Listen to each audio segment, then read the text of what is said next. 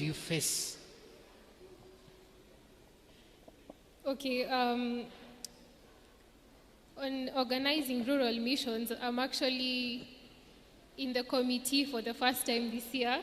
So some of the challenges we are facing is that, you see, okay, for us, we start planning as early as January because from around May to August, most people are on long holidays. So that is quite a challenge because we're not together throughout the year. So you'll find that some people are on session, some people are not on session. So it becomes very hard to get everyone together and actually organize properly. Of course, another major issue that we face, which I'm sure most of you are aware of, is lack of funds.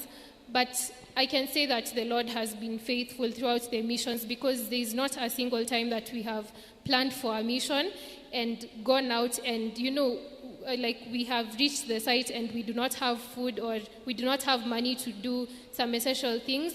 It is usually a struggle to get the funds, but of course through prayer and through the church's support, we always have enough to take us through the whole mission. Another challenge we face, of course, is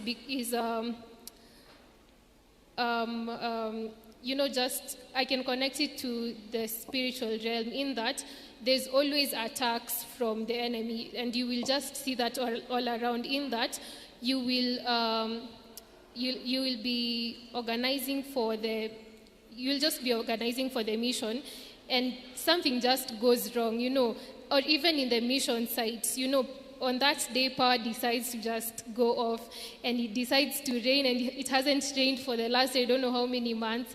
And so those are some of the challenges that we face as young people while organizing for these missions.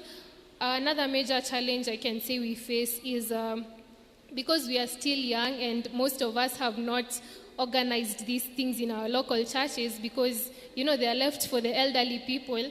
And for some of us, it's the first time organizing such big things. And so we face challenges like feeling inefficient, feeling like we do not have enough experience. But I can say that the Lord has been faithful because he says that, just as the verse we have read, he places this treasure in jars of clay so that the glory may be to his name. Yeah, thank you. Amen. And church, I don't know if you heard what they